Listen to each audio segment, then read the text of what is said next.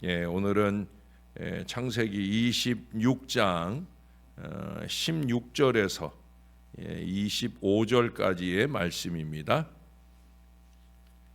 아비멜렉이 이삭에게 이르되 내가 우리보다 크게 강성한즉 우리를 떠나라. 이삭이 그곳을 떠나 그랄 골짜기에 장막을 치고 거기 거류하며 그 아버지 아브라함 때에 팠던 우물들을 다시 팠으니 이는 아브라함이 죽은 후에 블레셋 사람이 그 우물들을 메웠음이라. 이삭이 그 우물들의 이름을 그의 아버지가 부르던 이름으로 불렀더라. 이삭의 종들이 골짜기를 파서 샘 근원을 얻었더니 그랄 목자들이 이삭의 목자와 다투어 이르되 이 물은 우리의 것이라. 이삭이 그 다툼으로 말미암아 그 우물 이름을 에색이라 하였으며 또 다른 우물을 팠더니 그들이 또 다툼으로 그 이름을 신나라 하였으며 이삭이 거기서 옮겨 다른 우물을 팠더니 그들이 다투지 아니하였으므로 그 이름을 르호봇이라 하여 이르되 이제는 여호와께서 우리를 위하여 넓게 하셨으니 이 땅에서 우리가 번성하리로다. 이삭이 거기서부터 브엘세바로 올라갔더니 그 밤에 여호와께서 그에게 나타나 이르시되 나는 내 아버지 아브라함의 하나님이니 두려워하지 말라. 내 종 아브라함을 위하여 내가 너와 함께 있어 내게 복을 주어 내 자손이 번성하게 하리라. 이삭이 그곳에 제단을 쌓고 여호와의 이름을 부르며 거기 장막을 쳤더니 이삭의 종들이 거기서도 우물을 팠더라. 아멘. 고난 상황보다 더 무서운 것은 낙심입니다. 낙심을 극복할 줄 아는 사람은 지혜로운 사람이에요. 인생에서 가장 소중한 것 중에 하나가 꿈이지요. 성령 충만한 사람의 특징은 그가 끊임없이 꿈을 꾸는 사람이라는 거예요. 성경은 꿈이 없는 백성은 망한다고 말씀했어요. 꿈은 우리를 움직이게 하는 원동력입니다. 목회적 계획이라고 하는 것은 하나의 꿈이죠. 그 꿈은 우리의 소망, 삶의 이유, 존재의 근거가 되어 줍니다. 인간은 끊임없이 꿈을 꾸고 꿈을 성취하며 살도록 만들어졌어요. 그런데 꿈을 성취하는 사람에게 가장 무서운 적이 있어요. 그것은 바로 낙심이에요. 낙심은 사단이 사용하는 무서운 도구입니다. 낙심은 용기와 희망과 자신감을 잃어버린 상태입니다. 기가 꺾여버린 거죠. 낙심을 낭망이라는 말로 표현하기도 합니다. 낭망이란 소망이 떨어졌다는 것을 뜻하는 겁니다. 낙심 대신에 낙담이라는 말을 쓰기도 합니다. 낙담이라는 건 담대함, 담력을 잃어버린 상태입니다. 자신감을 잃어버린 상태입니다. 낙심이 꿈을 성취하는 사람의 적이 되는 것은 바로 이 포기하는 마음 때문입니다. 그래서 낙심을 잘못 다루면 아주 위험해요. 우리는 낙심이라는 이 적을 반드시 이겨야 됩니다. 낙심을 정복해야 합니다. 낙심을 물리쳐야 됩니다. 낙심을 이기는 길은 낙심의 그 원인을 분별해서 정복해야 되는 거예요. 히브리서 12장 3절에 보면 낙심의 원인을 피곤과 인간관계의 갈등으로 보고 있어요. 너희가 피곤하여 낙심하지 않기 위하여 죄인들의 이같이 자기에게 거역한 일을 참으신 자를 생각하라. 우리가 피곤하면 낙심할 수 있다는 거예요. 그래서 피곤이 찾아오면 안식을 취해야 된다.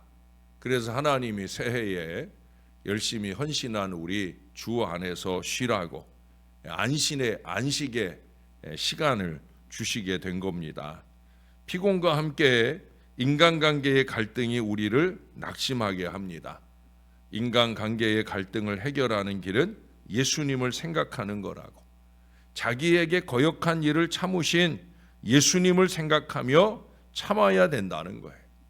예수님을 생각하면 인내할 수 있는 힘을 얻게 됩니다. 위로를 받게 된다는 거죠.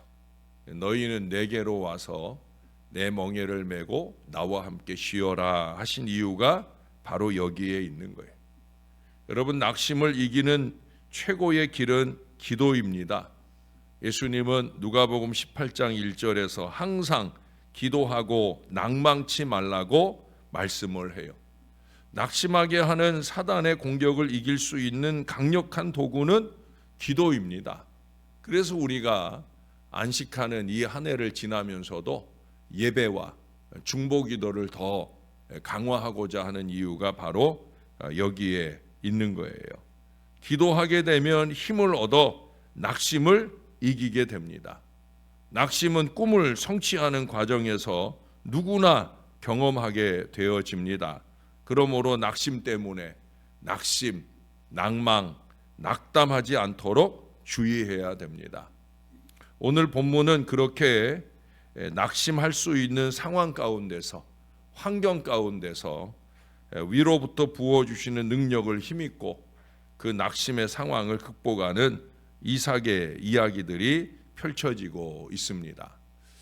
어느 교회 목사님이 개척 3년 동안 정말 별별 노력을 다해가며 그 교회를 열심히 섬겼습니다.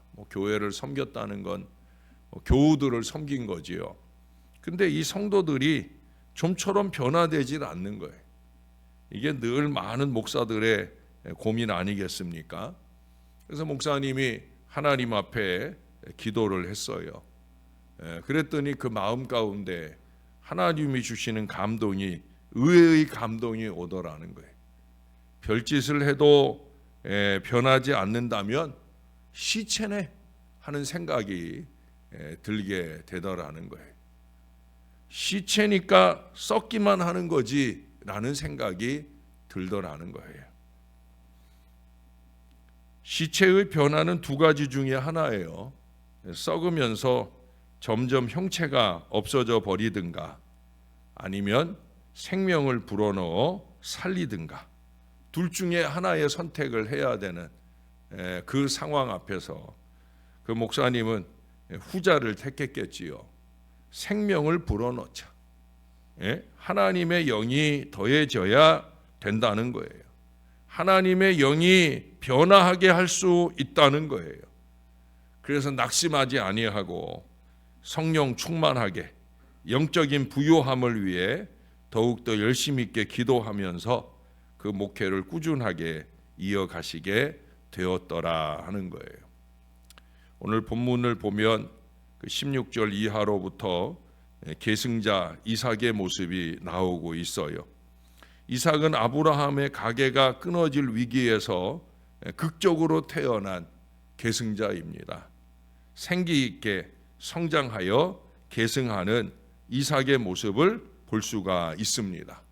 그뿐 아니라 이스라엘 민족 역사의 계승자이고 하나님 구속사의 계승자이기도 합니다.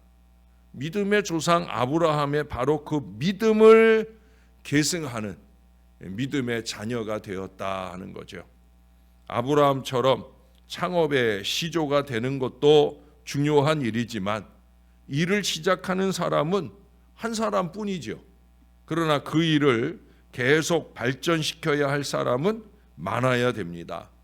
그렇기 때문에 창시자 못지않게 훌륭한 계승자들이 더 많이 필요하다는 거예요. 목회계의 출발은 목사 혼자 준비가 되어지지만 당회가 지혜를 보태고 그리고 온 교회가 그것을 계승 발전시켜야 행복한 한 해, 꿈이 결실하는 한 해를 잘 지날 수 있을 거예요.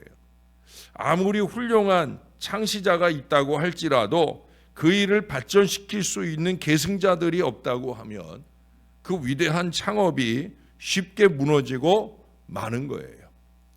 공동체 안에는 꿈을 갉아먹는 사람들이 있는가 하면 그 꿈에 힘과 은혜와 지혜를 보태며 그 꿈이 잘 결실되도록 만드는 그런 사람들이 있다는 거예요.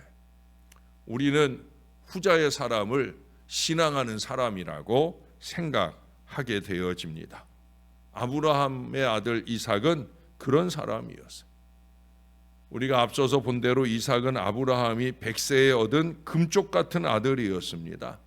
그러나 소년 시절 모리아 산에서 제물로 죽을 뻔했던 경험을 하게 되었어요. 아브라함은 이삭을 제물로 바치려 할 정도로 철저한 신앙으로 그 이삭을 하나님의 사람으로 바쳤다라고 하는 거예요. 제가 자주 하는 말이잖아요. 애지중지하다가 애물단지 되게 하지 않도록, 예? 하나님께 온전히 드림으로 훌륭한 영적 계승자로 하나님의 복을 누리게 해주었다라고 하는 거예요. 하나님의 복을 누리게. 아브라함은 75년간 이삭의 성장을 지켜보면서 계승자로서의 강도 높은 훈련을 철저히 했습니다. 75년. 여러분, 아브라함이 175세에 생을 마쳐요. 근데 75년, 그때는 바로 100세 때 낳은 아들 이삭이 75세가 되는 때잖아요. 75년은 아브라함이 하나님께 부름받을 때의 나이이기도 해요. 하나님은 이삭도 그 75세에 그 아버지 아브라함을 데려가시고 하나님 앞에 홀로 서기를 하게 하셨더라는 거예요. 아브라함은 그렇게 이삭을 키웠다는 거죠. 다른 무엇보다 영적인 계승자가 되도록 잘 이끌어 주었다는 거예요. 이게 저와 여러분 믿음의 사람들의 사명입니다. 아브라함이 세상을 떠난 후에도 이삭은 아버지의 그 신앙과 가업을 계승하기 위해 최선을 다하는 모습들이 이제 오늘 본문들에 나오고 있어요. 이삭은 가나안 여러 지역을 이주해 다니면서 살았지만 가는 곳마다 아버지의 발자취를 따라 우물을 찾아서 다시 팠고 그 이름조차 아버지가 부르던 그 이름을 부르기를 기뻐했다라는 걸 오늘 말씀하고 있습니다. 리바이벌 했다는 거죠. 리바이벌이라는 것은 회복운동입니다. 은혜 역사의 회복운동. 우리가 1년을 쉬는 것은 그냥 먹고 놀기 위한 것이 아니다. 재충전하는 거다라는 말씀을 자꾸 드리는 이유가 바로 여기에 있는 거예요. 회복운동을 하자는 거예요. 주 안에서 쉬지만 은혜 받으면서 쉬어야 되는 거예요. 그러지 않으면 우리는 쓸데없는 한 해를 보내는 거예요. 예? 은혜 받으면서 쉬어야 된다. 그래야 쉽게 쉬는 겁니다. 뿐만 아니라 쉬고 난 이유를 살기에 또 쉬워지는 거예요. 예수님이 그러셨잖아요. 내 멍에는 쉽고 가볍다. 그 멍에를 메고 배워라. 그 멍에가 무엇입니까? 새해에는 바로 예배요 중보기도입니다. 누군가에게는 견디는 예배를 드리느라 눈꺼풀이 날마다 무겁겠지만 영과 진리로 예배하는 우리에게는 쉽고 가볍고 은혜 넘치는 시간이 될 줄로 믿습니다. 우리가 예배 이후에 쉬운 미래를 살고자 하면 영적인 계승자가 제대로 되어야 되는 거예요. 앞장서 시작한 일에 적극적 호응으로 응답하고 따를 수 있어야 되는 거예요. 그래야 여기 12절에 보시면 이삭처럼 100배 축복 인생이 될 수가 있는 거예요. 어려움이 없겠습니까? 있지요.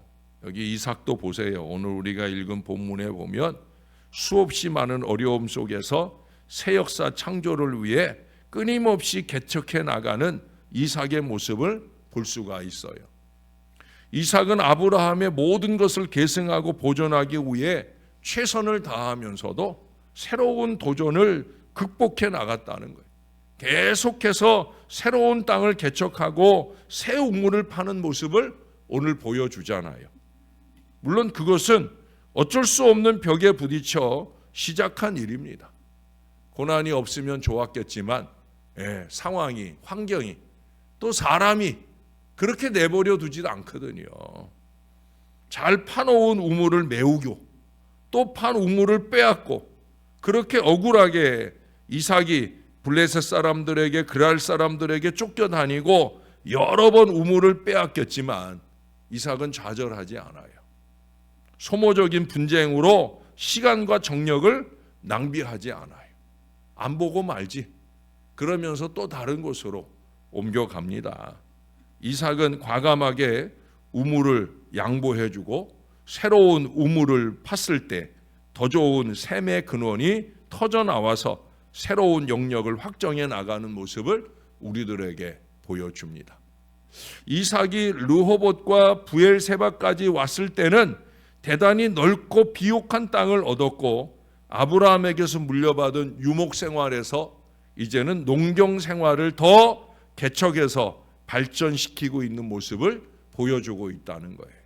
이만큼 했으면 됐지가 아니라 또 다른 꿈꾸는 미래를 위해 새로운 시작을 이루고 있다는 거예요. 뿐만 아니라 이삭 때 와서 결국은 떠돌이 생활에서 완전 정착하는 그 생활을 시작하게 되는 걸 보게 됩니다.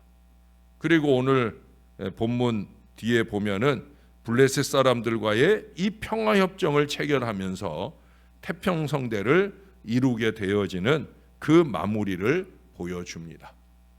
전화위복의 대반전 역사를 이루어 냈다는 거예요. 이게 진정한 계승 아니겠습니까? 그러나 그것이 이삭 개인의 능력이나 업적으로 된 일만은 아니라는 사실, 우린 그걸 위해서 이 말씀을 보는 거죠. 23절 이하에 하나님의 손길을 읽어볼 수가 있습니다. 아브라함과 이삭은 가나안 땅에서 활동하였지만 그 배후에는 하나님의 섭리가 진행되고 있었다라는 걸 잊어서는 안 될 것입니다. 우리는 성경을 통해서 나라의 흥망성쇠가 단순한 인간들의 힘에 의해서 진행되는 게 아니라 하나님의 언약이 성취되어가는 과정인 것을 배우게 되어집니다. 여러분 앞서 1절을 한번 가보실래요? 시간이 많이 됐지만 1절에 보세요. 아브라함 때에 첫 흉년이 들었더니 그 땅에 또 흉년이 들매 이삭이 그랄로 가서 블레셋 왕 아비멜렉에게 이르렀더니 여호와께서 이삭에게 나타나 이르시되 애굽으로 내려가지 말고 네 아버지처럼 하지 말라는 거예요. 아브라함이 다 잘했지만 한 가지 잘못한 게 흉년이 들어서 애굽으로 내려갔던 일이잖아요. 근데 그렇게 하지 말라는 거예요. 내가 네게 지시하는 땅에 그대로 거주하라고. 이 땅이 거류하면 내가 너와 함께 있어 네게 복을 주고 내가 이 모든 땅을 너와 네 자손에게 주리라. 내가 네 아버지 아브라함에게 맹세한 것을 이루어 네 자손을 하늘의 별과 같이 번성하게 하며 이 모든 땅을 네 자손에게 주리니 네 자손으로 말미암아 천하 만민이 복을 받으리라. 할렐루야. 하나님이 약속을 주셨어요. 여러분 22절로 다시 가볼까요? 22절 하반절에 보세요. 이제는 여호와께서 우리를 위하여 넓게 하셨으니 이 땅에서 우리가 번성하리로다. 할렐루야. 말씀대로 됐다는 거예요. 24절도 가보세요. 그 밤에 여호와께서 그에게 나타나 이르시되 나는 네 아버지 아브라함의 하나님이니 두려워하지 말라. 내 종 아브라함을 위하여 내가 너와 함께 있어 내게 복을 주어 내 자손이 번성하게 하리라. 임마누엘 하나님이 다 해주신 일이라는 거예요. 말씀을 주시고 그 말씀대로 이루어 주셨다. 하나님이 다 하실 일이라는 거예요. 그래서 25절에 보면 이삭이 그곳에 제단을 쌓고 여호와의 이름을 부르며 거기 장막을 쳤더니 이삭의 종들이 거기서도 우물을 팠더라. 여러분 언제나 우리가 아까 찬송한 것처럼 언제나 누구에게나 하나님이 역사하시고 그래서 그 하나님의 은혜에 감사하는 예배가 이어지는 거예요. 그것이 신앙인 거예요. 신앙 체험이요 신앙의 고백입니다. 그래야 또 다른 은혜의 역사, 우물 은혜가 이어지는 거예요. 우물 은혜가 뭐예요? 우물을 팠더니 또 샘이 나고 우물을 팠더니 또 샘이 나고. 우물을 파는 게 뭐예요? 우리가 2026년을 잘 안식하고 2027년부터 또 다른 하나님의 역사를 바라고 우물을 팔 때 새로운 부흥의 근원들이 넘쳐나는 역사가 나타나게 되어질 줄로 믿습니다. 그게 우물 은혜예요. 우리는 우물 은혜를 받아야 됩니다. 선조들이 물려준 신앙의 전통을 잘 지키고 보존하면서 세계로 향해서 하나님의 나라를 바라보면서 계속 발전시켜 나가야 되는 거예요. 우리의 가정과 교회에서 그런 일들이 많이 일어났으면 좋겠습니다. 우리가 다시 보기로 상고하는 이 창세기 여정이건만 새해를 여는 우리에게 딱 맞는 말씀들을 주고 계시잖아요. 하나님이 복을 주시어 백배의 창대의 왕성까지, 시기 방해 가운데서도 오히려 더 견고해지는 믿음과 은혜, 그리고 예배 안식까지, 그리고 또 우물을 파는 마무리까지, 여러분 끝나지 않은 이런 은혜 역사를 우리들에게 보여줍니다. 우리도 2026년 그런 은혜의 릴레이 끊임없이 이어가면서 하나님의 은혜의 샘이 날마다 때마다 넘치는 저와 여러분의 신앙, 저와 여러분의 가문, 저와 여러분의 신월제일교회가 되기를 우리의 구주 되시는 예수님 이름으로 간절히 축원합니다. 우리 하나님 오늘도 약속의 말씀을 받습니다. 비전 미래의 말씀을 받습니다. 다시 또 기대하는 꿈을 꾸며 주의 말씀을 우리의 가슴속 가득 담습니다. 하나님, 샘솟는 주의 말씀처럼 샘솟는 주의 은혜가 우리의 앞길에 넘치게 될 줄로 믿습니다. 우물을 파는 일들을 끊임없이 이어가게 도와 주옵소서. 주님이 또 어떤 은혜를 주실까? 새벽 우물을 파고, 주님이 어떤 은혜를 주실까? 예배 우물을 파고, 주님이 어떤 은혜를 주실까? 중보 기도의 우물을 파는 끊임없는 믿음의 노력들이 저와 이 모든 자녀들 가운데 있게 하여 주옵소서. 꿈을 꾸는 믿음의 사람, 기도의 사람, 낙심, 낙담, 낭망하지 않는 믿음의 사람이 되어 위대한 미래를 기대하며 오늘 우리가 해야 할 일, 열심 있는 기도로 매진할 수 있는 우리 모두가 될 수 있게 은혜를 베풀어 주시옵소서. 한 해를 마무리해가는 이 12월도 잘 살아낼 수 있게, 그래서 대림절 이 은혜 기간, 새해를 시작하는 이 한 달 동안에 더욱 하나님의 큰 은혜가 뜨겁게 우리의 마음을 채워 생기 있는 주의 백성으로 하나님 시체처럼 살지 않고 살아있는 주의 능력 있는 인생으로 잘 살아낼 우리 모두가 되게 도와 주옵소서. 크고 작은 질병 고통이 우리 가운데 찾아올지라도 예수의 이름으로 예수를 바라보며 승리의 전진을 이어가는 한 사람 한 사람 되어지게 주님이 도와 주옵소서. 추워지는 날씨 가운데 건강 상하지 않고 날마다 지켜내야 할 새벽 우물의 이 자리를 뜨겁게 지켜낼 수 있는 사랑하는 새벽 용사들 다 되도록 축복해 주시옵소서. 감사합니다. 예수님 이름으로 기도합니다. 아멘.